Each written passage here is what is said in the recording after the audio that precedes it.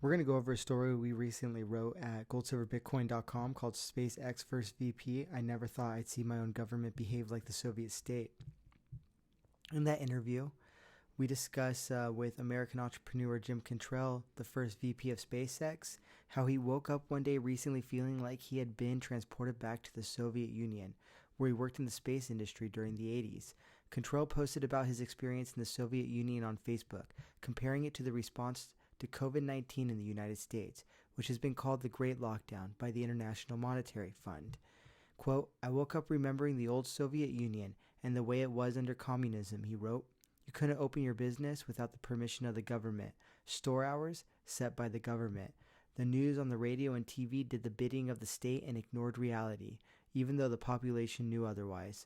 People could stop you for just being in public. Why does this seem familiar?" he wondered. "Did I awake in the middle of a nightmare?" Cantrell, who is today the founder of Phantom Space Corporation, felt like he had somehow been transported back to the Soviet Union. I thought I'd live to see the day where my own government behaves like the old Soviet state," he told Gold Silver Bitcoin. "The irony for me is extraordinary." Trained as a mechanical engineer, he ended up in the space business and also spent a bit of time in the automotive sector. His first job was with the French Space Agency, CNES. He relocated to France back in the late 80s to work on a joint Soviet-French mission to Mars. Quote, "I ended up learning Russian and learning about the Soviets," he said. "And back then I was a Reagan voting Republican, so it was kind of a novelty to actually get to know the Soviets. The Soviet Union was never very wealthy. Quote, we in the US and in the West made them out to be 13 feet tall, Superman, and so on," said Cantrell, who received the NASA Innovation Award for Mars balloon technology in 1989. Quote, "But the reality was the Soviet Union was pretty much broken for most of its existence. It didn't have much infrastructure, didn't really have much production, and the production, which was state-ordered, wasn't very efficient. And what could be produced, they lacked infrastructure to get to market. The Soviet Union was never really an economically vibrant place." Quote, "But by the time the late 80s came around, there was glasnost, the so-called openness that the President Gorbachev had started to promote," explains Cantrell, referring to the policy or practice of more open, consultative government and wider dissemination of information, which was initiated in 1985. Quote, "But the Soviet Union's economic situation was pretty dire, and it just got worse and worse. For those of us old enough to remember, the Soviets even had to buy wheat from the United States. At one point, they couldn't feed their own population, even though they've got probably the most fertile place in the world to grow wheat there on the steppes of Russia." Cantrell points out that it's an enormous country, taking approximately 5 days to cross by train, much bigger than the United States. Quote, by the time I got involved with the Soviets in the late 80s, the infrastructure just simply was not there," he said. "The economy was crumbling, and the government paid every salary in the country because there was no private enterprise whatsoever, and the government was having trouble paying the salaries, which were poor salaries at best. Russians would come over as part of the cooperation with the French where Cantrell was based. Quote, we would give them money as part of the agreement to cooperate in space. We would give each of these people something like $150 a day. And of course, they would triple bunk in their hotel rooms and bring sausage over from Russia and save every penny of this, because back home they were making roughly the equivalent of $30 a month in rubles. There was certainly a disparity of wealth between East and West. And then, in 1991, as economic conditions grew dire, there was an attempted push or coup d'etat. Quote, the hardliner communists pushed back on Gorbachev, who was gradually opening up and liberalizing Soviet society, which was completely closed," said Cantrell. "They thought that Gorbachev was betraying the Soviet promise in the revolution, and so the hardliners took power on August 21st, 1991. Cantrell happened to be in the country at the time. He saw as the military got behind the push, and they put tanks in the streets and called martial law. At the time, Cantrell was in Latvia, which was under Soviet rule. He was there on a French delegation visit to an institute.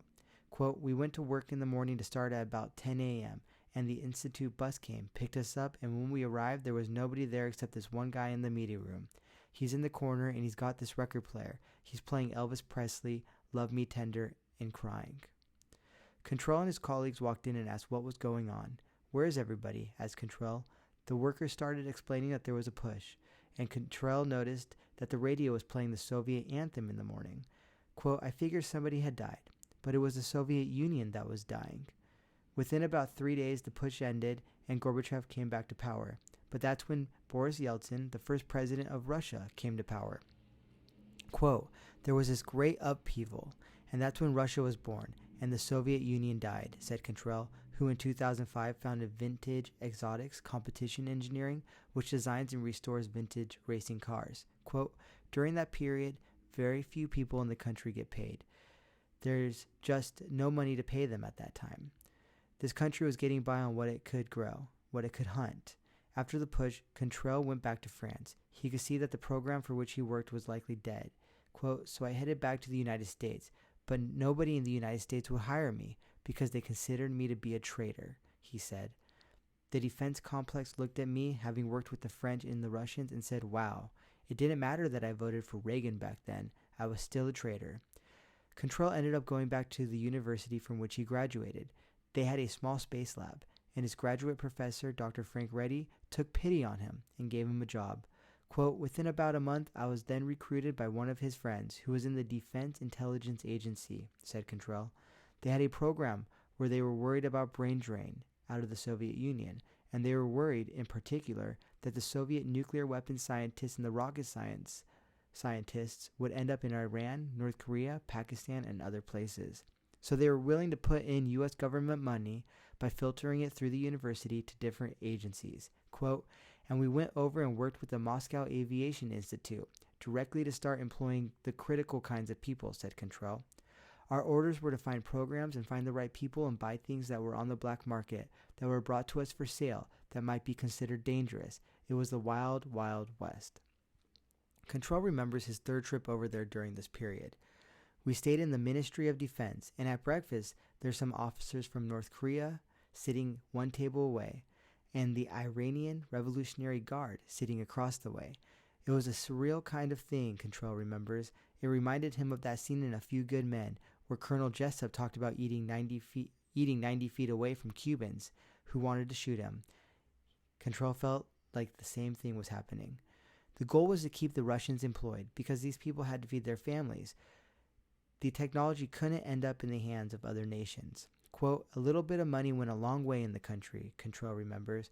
We ended up putting somewhere north of 10 million of U.S. government taxpayers in. He thought that was ultimately a good program. Quote, because I knew them and whatnot, I was pretty central to the whole thing. Of course, these sorts of things never happen without intrigue, but we started off with the best of intentions. The 55-year-old Cantrell is starting to feel very old these days, watching current events unfold in the United States as COVID-19 responses are instituted across the nation. Quote, no one remembers the things I remember of the Soviet Union.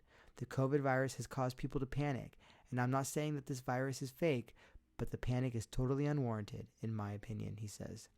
Cantrell is looking at the data, and he just simply isn't convinced that we should have ever been so panicked. He never was. Quote, but what's more insidious, in my view, is that our leaders have used this opportunity to become tyrants, and their impulses to be tyrants is stunning to me. It reminds him of the old Soviet Union, where you were constantly watched. Quote, we knew the KGB. They had people that would monitor us. They had political officers that would make sure that their own people would toe the line, and that they wouldn't say the things that were unpopular. An example of that today would be saying the reaction to the COVID virus is an overreaction, says Cantrell.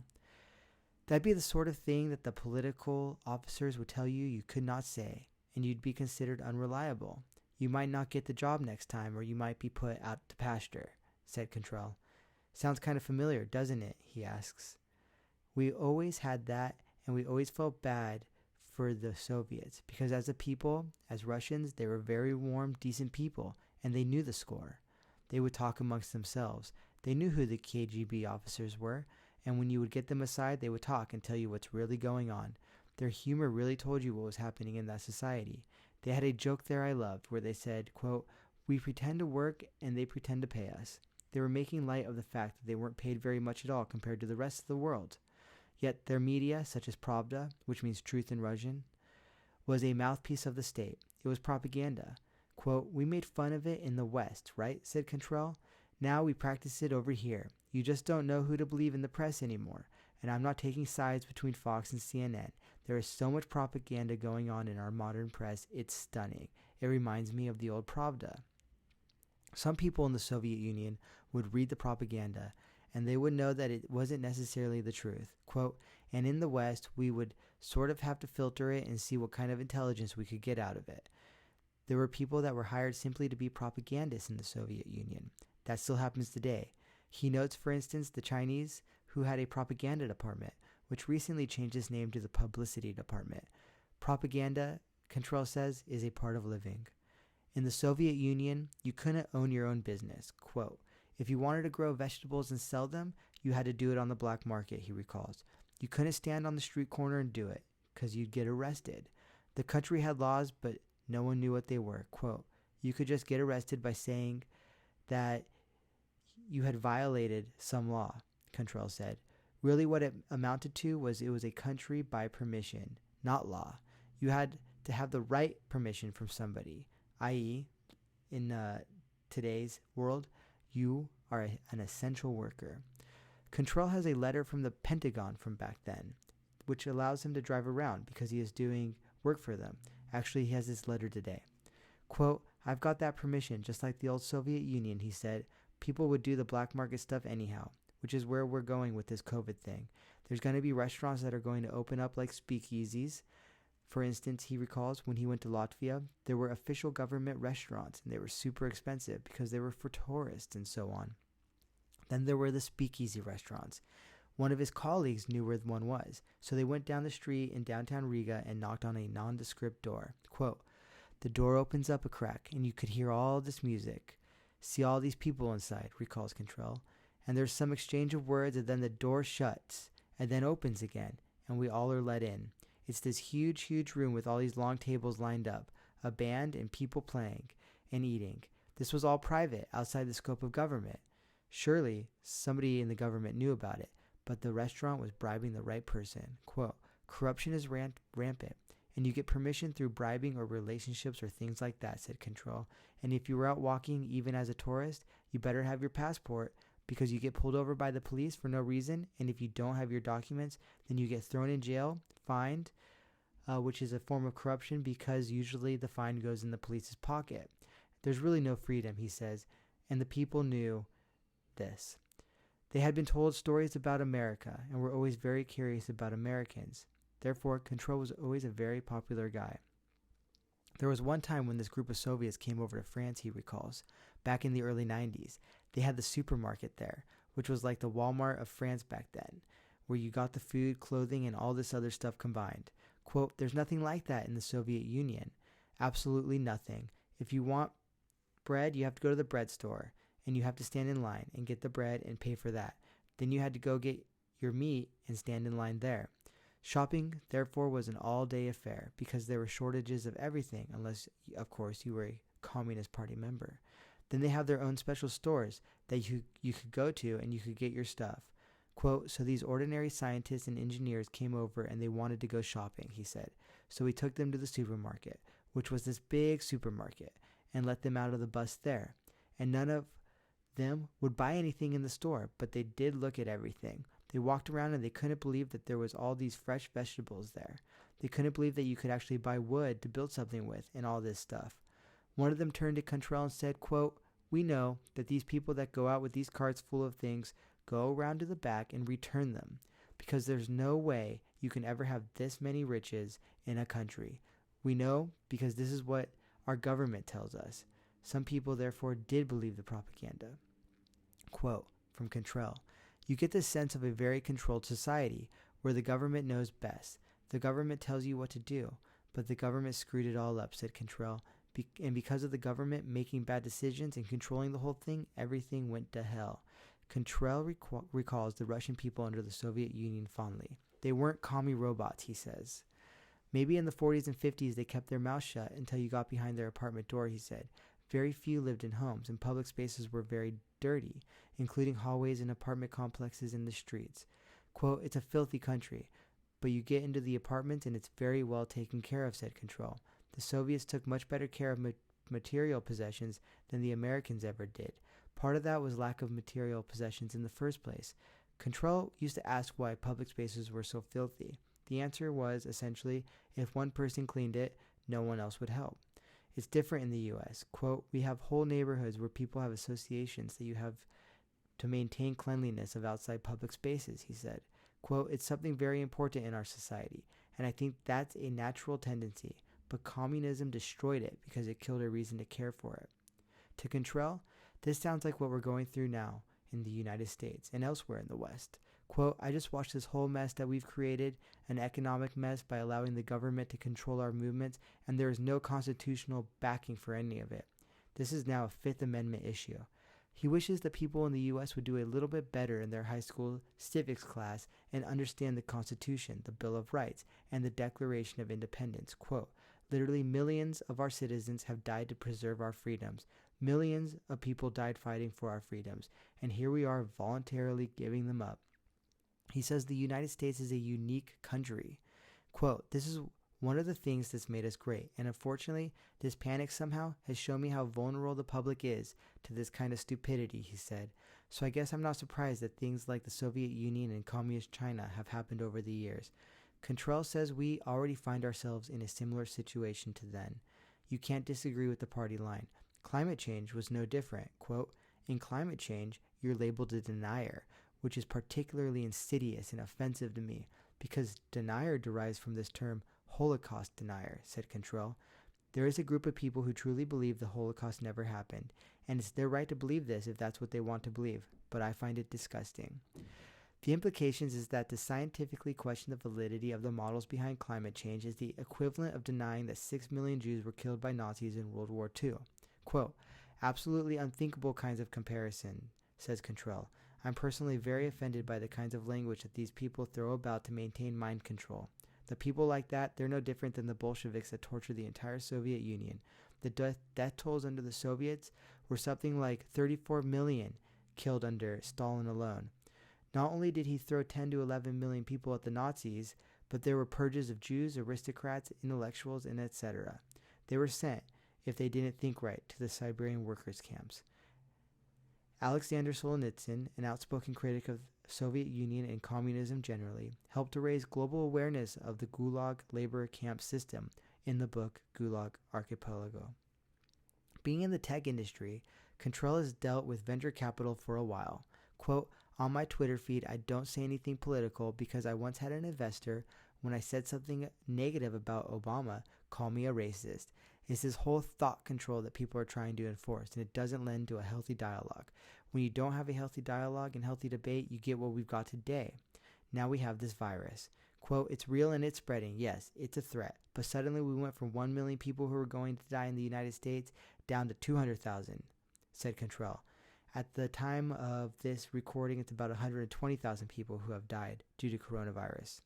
Dr. Deborah Birx, the White House Coronavirus Response Coordinator, admitted the U.S. has taken a, quote, very liberal approach to mortality counts, suggesting perhaps that 120,000 number is high. Cantrell says, quote, so by the time they get done with it, it's probably going to be some small percentage of what the initial models showed.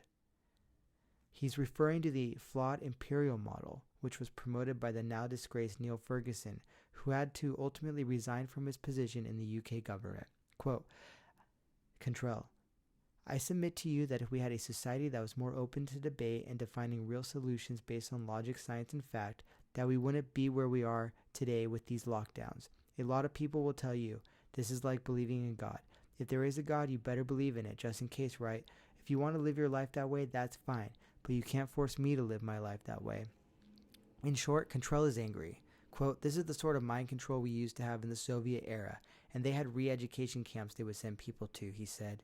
Quote, if you were mouthing off like I am now against the state's will, then you'd be gathered up in the middle of the night and sent off to this camp to be taught how to think properly. If you read a lot of the old communist literature, you can see how disgusting that kind of thinking is. There are all sorts of people who are emulating that sort of thing in the modern day, says Cantrell. Quote, you find it on social media, find it in the news, and so forth, he said. It's just a shame I can't help but compare where we're at to the Soviet Union. If you look at the Soviet Union, it started off with the best of intentions, said Cantrell, who has read some Marx and isn't persuaded. Quote, the intentions are that you want every human being to be provided for and to have a fundamental equality. The difference comes in with how that's achieved. So young people, in particular, get sold on good intentions, but yet they don't think through the consequences of how it's implemented. They don't have enough life experience, Cantrell says. Before he found himself in the Soviet Union, neither did he. Quote, I grew up on a chicken ranch in rural California and didn't know anything about the world, and everything I did know about the world came from reading encyclopedias, he said, referring to his hometown of Yucaipa. Quote, all I knew was that sleepy little dusty town I lived in, the myriad of strange and interesting people and the way things were done there. The things you did, the things you didn't do, the standards of morality, and so forth. But when he ventured out into the world with his first job in France, he really woke up then. Quote, I found myself in a foreign country, where my ancestors had come from and had, for all intents and purposes, escaped many centuries earlier, he said. He moved to France alone, only with his wife and newborn child, and no experience outside of his small town. Quote, when you go out into a foreign culture, you realize how much in your own culture you just take for granted. It led him to really see the world through a different set of eyes. He had to begin to evaluate it to survive elsewhere. It was a traumatic experience, he said. Quote, as I got to France, the more I appreciated the country I grew up in, said Cantrell. I took for granted the freedoms, the plentiful food, the space, simply the freedom of thinking, the ability to postulate an idea or a dream and go chase it. None of that was possible in France because of crowding, tradition, and history, and the culture there placed a lot of constraints on your thinking. There was a right way of thinking and a wrong way of thinking. Moreover, food was a lot more expensive and resources were more constrained, so you couldn't just hop in the car and go for a road trip. Petrol was 3 to 4 more times as expensive, and by the time I got to the Soviet Union and saw what was going on there, I became a very patriotic American.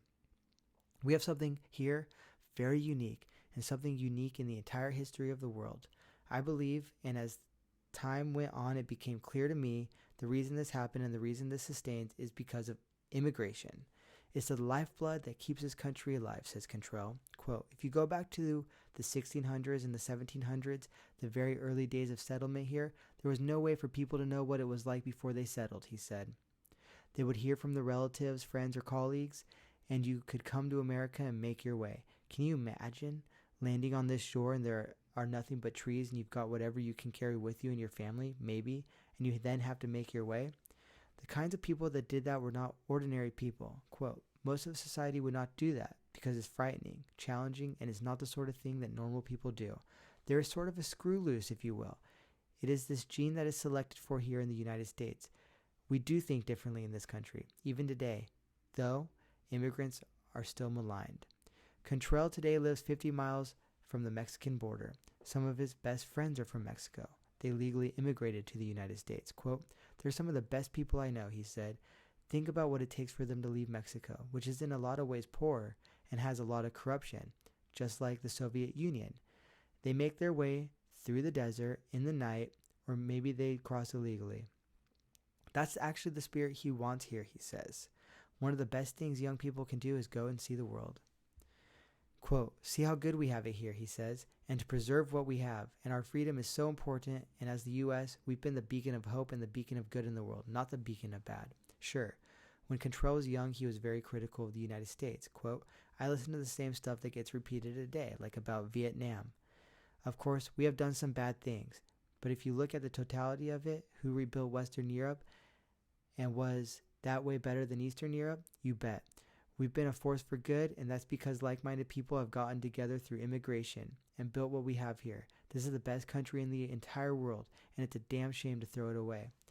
After working in the Soviet Union in the 80s, Cantrell would return to the U.S., later becoming part of the above-mentioned U.S. government program to stop U.S. adversaries benefiting from the brain drain out of the Soviet Union, at a time when that country fell into economic crisis, with food insecurity and all the like. He went back for another 6 years of on and off again work. In 2001, Elon Musk called him out of the blue, wanting to do a private mission to Mars.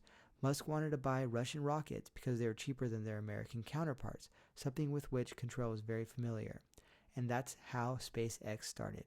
Musk asked Cantrell, whose passion in life is racing cars, to serve as the first vice president of business development for SpaceX, and he then helped in the development of the Falcon 1 launch vehicle.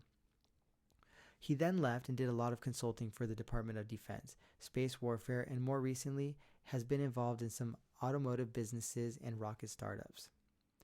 Today, he thinks communism is still alive and well. It's taken on a new character because the world is a completely different place than it was 30 years ago. Encyclopedia Britannica was the speed of knowledge back then. Now I am just stunned at how much knowledge I can access through my computer portal. The ability to connect worldwide has changed the way that information flows, and in a lot of ways, it's been difficult for commies to adapt.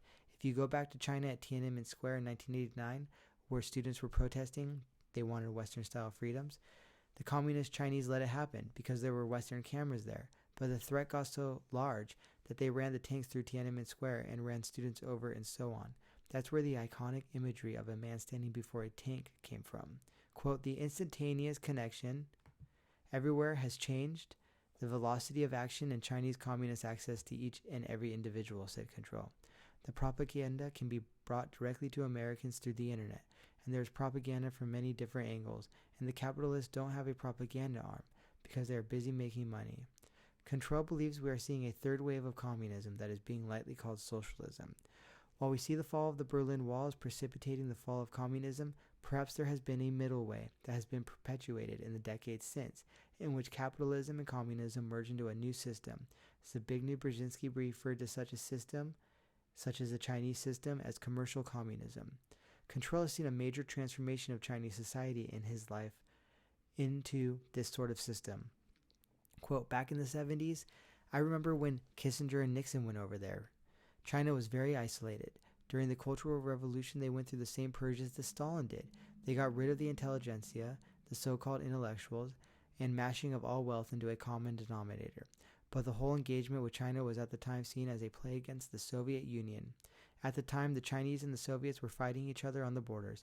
It was a polar strategic maneuver by Kissinger, his China policy. George H.W. Bush was actually the ambassador to Communist China later, and then the engagement under the first Bush regime with China was really where it all started to change, as they became a capitalist communist country. Some call it crony capitalism, but they do allow certain people to have capitalistic endeavors only if they serve the state. Quote, follow the money, said Control. There is a lot of Chinese money that made its way into U.S. technology, and there is a lot of repatriation of that IP back to China from these investments. Control has had Chinese employees in the tech sector and asked their spouses why they think it's okay to send American IP back to China. They say the Chinese people need it, and it shouldn't be something hoarded by one nation. Quote, they have a fundamentally different worldview, said Control. Plus, you marry communism with it and it becomes a difficult force to counter, and particularly when sold in such nice packaging such as Bernie Sanders, who appeals to the moral authority of young people. When you are young, says Control, you are more full of yourself than later on in life. Quote, if you look at the history of Germany or under fascism in Italy, it is really the same system. The fascism of World War II and Chinese communism start to be indistinguishable in the sense of the merging of state and capital interests. The Bernie Sanders style of communism, and really what's both practiced by some Republicans and Democrats alike, that is being talked about, is a form of fascist communism, said Control. He knows he sounds kind of radical. Quote, but I am just a liberty-seeking person who wants to live and let live. The coronavirus lockdown is exactly the opposite of such principles, he says. He doesn't understand how people think the current affairs are in the great American tradition. Quote, what surprises me the most with the COVID response to the virus are these people who I thought were not like this, actually have these totalitarian tendencies, that the government knows best, and just sit down and don't worry about your pretty little head. He is surprised by how many people have gone along with this. Quote, I would have thought we'd have insurrections in the streets right now. We're not quite there, and Cantrell hopes we don't have that. He's referring in relation to the lockdown specifically. Quote, if the government keeps this forced lockdown much longer and the economic damage starts to really become apparent, we're going to have some civil unrest. In the words of Lenin, what is to be done? Quote, what must be done is each and every one of us must speak up and bear that ridicule, because that ridicule is one-sided, said Control. I am not an intensely political person, by the way. I am much more an amateur historian than anything else. My motivation to speak up has been out of the understanding of history, and each and every one of us not forgetting how many millions have died to preserve our liberties. That's sacred stuff, and if we don't stand up for it, We don't deserve to keep it. It's that simple. Moving on, I wanted to tell some communist jokes. So here's a good one. Quote, a big crowd of people is quietly standing in a lake of sewage coming up to their chins. Suddenly, a dissident falls in it and starts shouting and waving his hands in disgust. Yuck, I cannot stand this. How can you people accept these horrible conditions? To which the people reply with quiet indignation, quote, shut up, you are making waves. And I think this kind of speaks to our time now on numerous fronts, on all of the big issues that are facing Americans today.